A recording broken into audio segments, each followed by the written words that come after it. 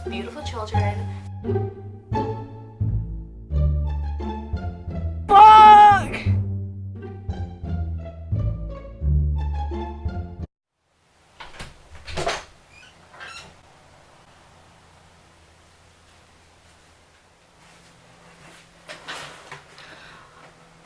Oh my god.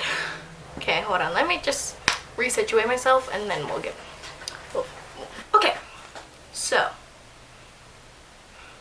that happened. I watched Spider-Man Far From Home.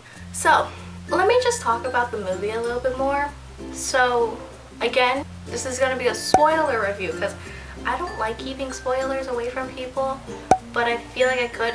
It's just hard for me to explain a movie without saying some spoilers, so I'm going to say some. So also, if it's a little like the lighting's off, it's because like it's like 5 o'clock and I just got home. So yeah. Okay, so where do we start? So my showing was at 1:10. The movie didn't start until maybe around 1:30 because of trailers, obviously. And then when it started, they obviously had the first clip of the movie was the clip that they showed in the new version of Endgame. So what's it called? Marvel did a thing where they kind of re-released Endgame a little bit so people can see it for the last time, and they added an end credit scene, and the end credit scene was the first scene of the film, and that's where I meet Mysterio for the first time. Me kind of knowing a little bit about Mysterio, I knew he was going to be the bad guy. But in like the beginning half of the movie, he didn't seem like the bad guy. He seemed like a friend of Peter's. But then you start to realize, yeah, he's the bad guy, because it was in one of the trailers where Peter, he had Tony Stark's glasses, and basically Tony Stark gave it to him because he knew that this would be his. He's going to be the new Iron Man, basically. Tony Stark gave the glasses to Peter, okay? I know this is all over the place. I know I'm not like a true critic. I'm not a critic. I'm just a fan, okay? I just realized there was this one scene in the trailer that was not in the movie. There was a couple scenes. Okay, one of the scenes being that fight sequence in the banquet hall kind of thing, and the police was there and like, so you're gonna be the new Iron Man? He's like, no, I don't have time. I'm too busy doing your guys' job or something like that. But that wasn't in the film, and it kind of made me sad because I was expecting that scene because it was just so much fun. What else? Another scene was when Peter picked up his passport. He did not do that scene. Like, he did not do like a whole like sequence of him getting like all the stuff for his trip. And I think those were like the only 2 scenes that weren't in the movie. I think those are pretty much deleted scenes, but it's weird for them to take it on an action sequence because, like, I mean, it kind of makes sense because there was a lot of action sequences. I can't talk right now. Okay.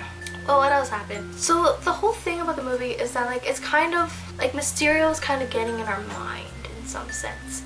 Basically, the beginning half is a bunch of like action sequences. So like usually they save like the big one towards the ending, and the one that takes place in Prague, which is the one with the fire element, and that seems such a huge like action sequence that you thought it was towards the ending, but it wasn't. It was the middle.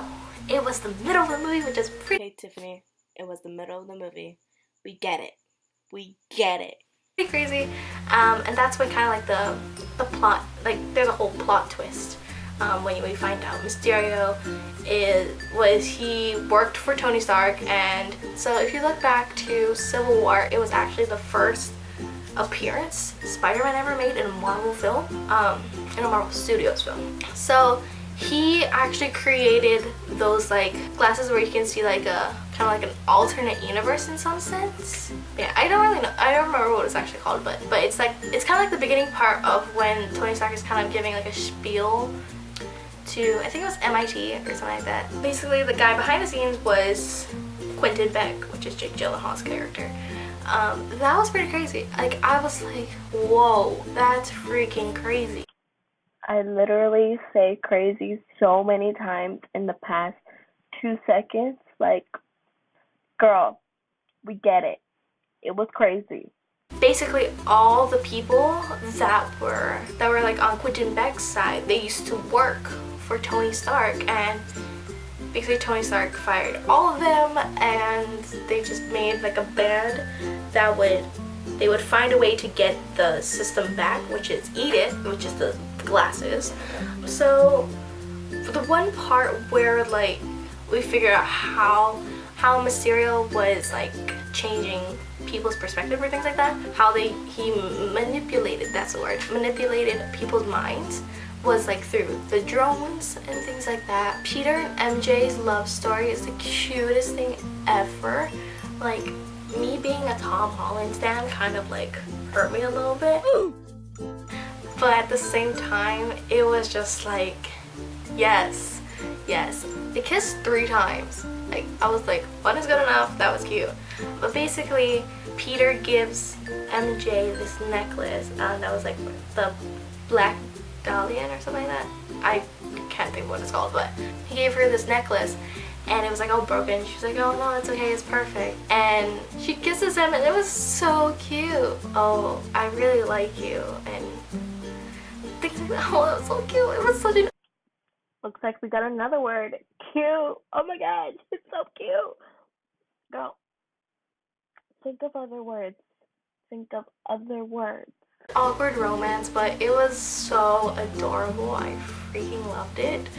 Oh gosh, that was the cutest thing ever. Betty and Ned's relationship is the funniest. That one, you just have to like, you have to see it. It's so funny. All happy and there were so many romances in this film. Oh, there was like a, not really a love triangle thing, but basically Brad, he was not snapped away. He stayed, so he obviously got older, and then so he was their age by the time they came back. So he went on a trip and he wanted to be with MJ, and the whole thing was like him and Peter trying to like get MJ's love first, but MJ really loved Peter. Like MJ only had feelings for Peter but never feelings for Brad, and it was the cutest thing ever. Oh my gosh, the end credit scene. So there's 2 end credit scenes. The one I'm mainly going to talk about is the ending scene of the film was basically Peter and MJ going on a date, basically just swinging around New York, and then it cuts off after that. And then the mid-credit scene, that was of them landing, and he's like, I'm never doing that again. And then the screen goes, breaking news. A video came out of Mysterio before he died. Yeah, Mysterio died. He was like, you're not gonna believe who Spider-Man is. Spider-Man's real name is, and it cut out a little bit, and then it repeated like, Spider-Man's name is Peter Parker. And I was just like, whoa.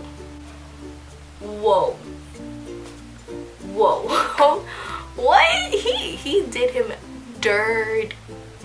Oh my gosh, that was freaking crazy, and I still can't believe that happened.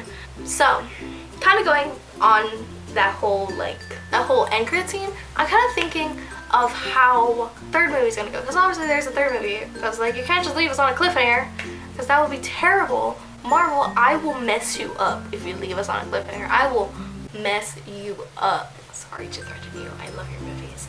But I think what's going to happen in the next film is everyone's going to be against Peter Parker, because, or be against Spider-Man, because, I forgot to mention, in the video, Mysterio made Spider-Man look like a bad person, and Spider-Man killed him, and wanted to harm everyone and things like that. Also, there was a little reference to the Daily Bugle, and where was he from? I think it was from the comics. After further research, he's not from the comics. He's from the first ever live-action Spider-Man movie, the one with Tobey Maguire. There you go, people. There you go. J.K. Simmons, whatever his character's name is, but he was in it. But that guy, he made like a cameo, and that was so cool. That was so cool. It made my heart just like, Girl, don't lie. You didn't even know where he was from. What? Girl, you lie. So what I think what's going to happen in the third film is that they're going to turn all against him. Obviously, many people know that Flash is a huge fan of Spider-Man, and him finding out Peter Parker is Spider-Man. He's either going to kiss up to Peter Parker, apologize and things like that. Honestly, I can't think of anything else. I was gonna think that like Flash was going to be like, what? No, you're Penis Parker. Like, no, you're not Spider-Man. You're not cool enough to be Spider-Man. But I do think Flash is going to kiss up because he does anything for Spider-Man. He gets so excited about Spider-Man. His name was Spider-Man Fan 01 or something like that. The main thing is that he does like live videos of their vacation, and that's how Happy and Peter found them and saved them, or kind of rescued them in some sense. I know this kind of like review was like all over the place, but I'm just all over the place now because I can't like think right now. I feel like I have to rewatch it, mainly because I got like so excited about like Tom Holland and him being really handsome and him being shirtless at one point and him having his pants down at one point. Oh my gosh, that part's funny. But oh my god, you just have to watch the movie. I know I gave a lot of spoilers. I know that like I repeated myself several times. The main reason behind that is because I get super excited about the little things, and one of the little things being Spider-Man, and that's why I sounded like I was repeating myself, because I was.